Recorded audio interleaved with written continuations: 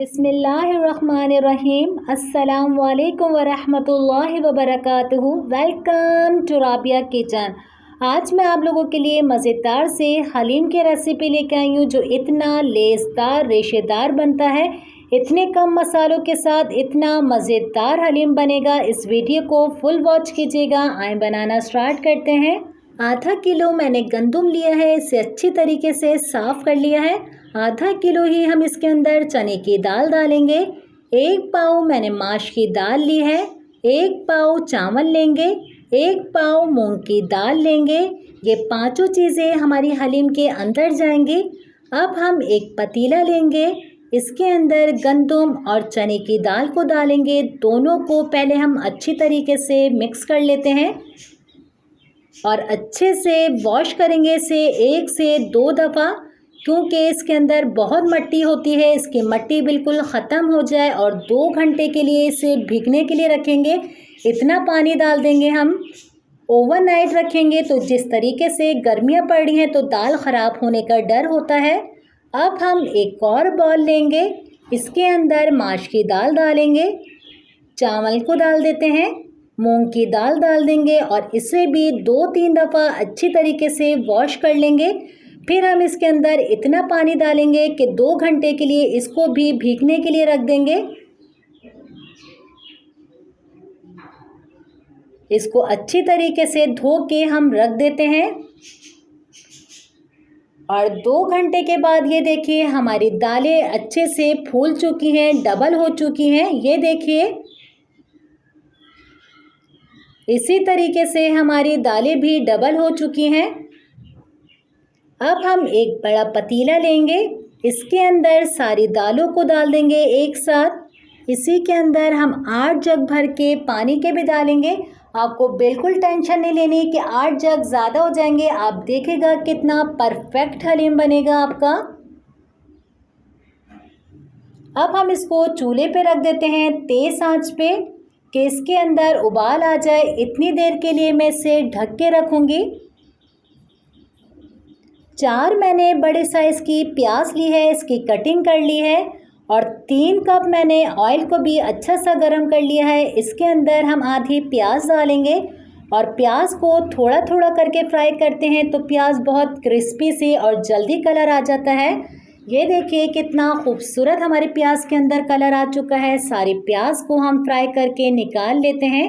इसी ऑयल के अंदर हम दूसरे प्याज को भी डाल के फ्राई कर लेंगे और उस बेंच को भी हम इसी तरीके से खूबसूरत कलर आने तक फ्राई करेंगे। अब हम अपने दाल को चेक करते हैं जिसके अंदर बॉयल आने वाला है।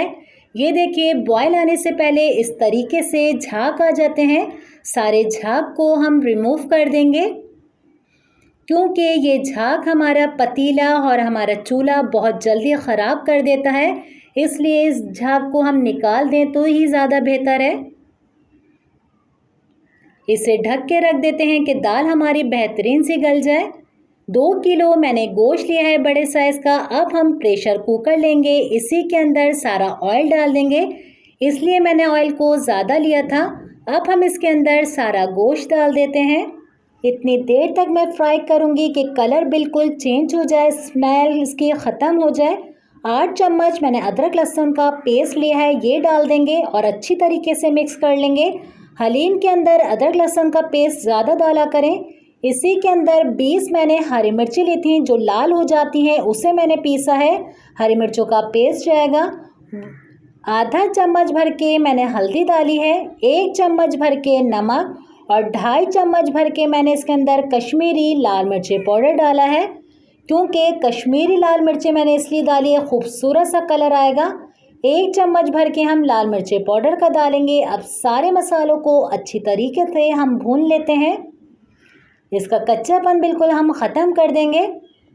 5 मैंने बड़े साइज़ के टमाटर लिए हैं, जिसे बारीक क्यूब्स में मैंने कटिंग कर ली है। इसी के अंदर हम सारे वो टमाटर को डालेंगे और 3 गिलास मैं इसके अंदर पानी डालूंगी, क्योंकि बेहतरीन सा हमारा गोश्त गला हुआ होगा तो बहुत अच्छा सा रेशा करने में मज़ा आएगा। इसको मैं इतनी देर के लिए रखूँगी कि अच्छा सा इसके अंदर प्रेशर आ जाए। पूरे 40 मिनट के लिए रखेंगे।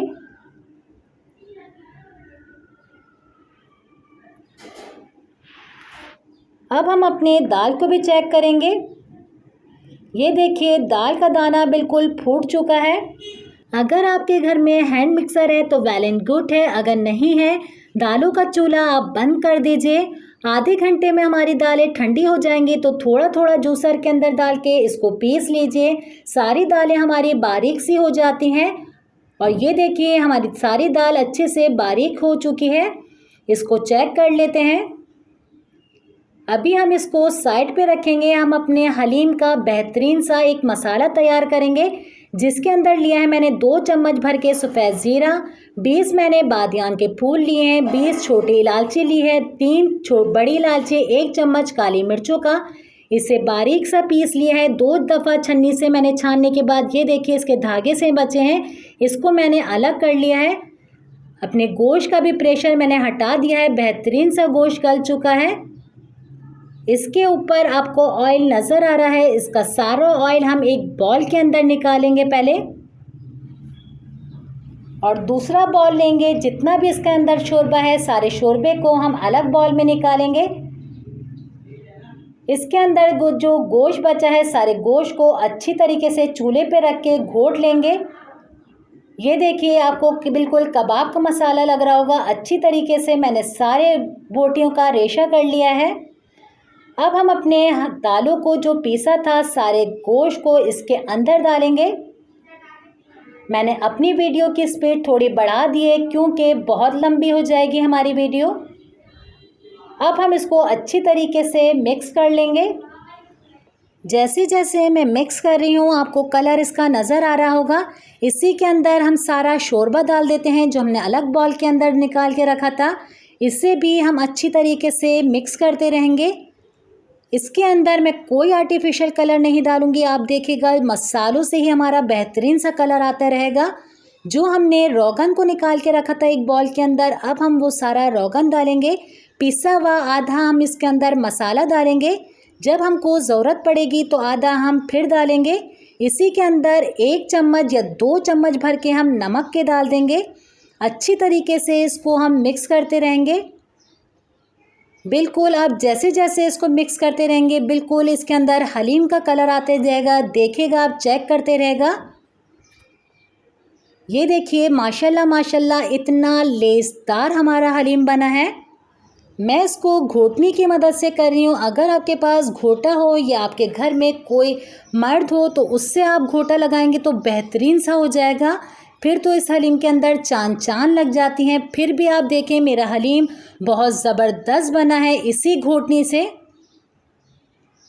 आप खाली इसका लेस चेक करिए।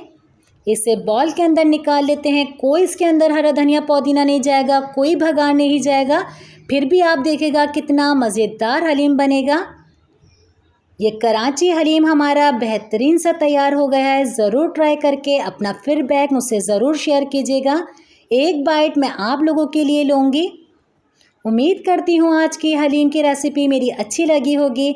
अगर मेरी रेसिपी आपको अच्छी लगी तो मुझे लाइक कर दीजिए, फैमिली फ्रेंड में शेयर कर लीजिए। इंशाल्लाह नई रेसिपी के साथ फिर हाजिर होंगी। अल्लाह हाफ़िज़।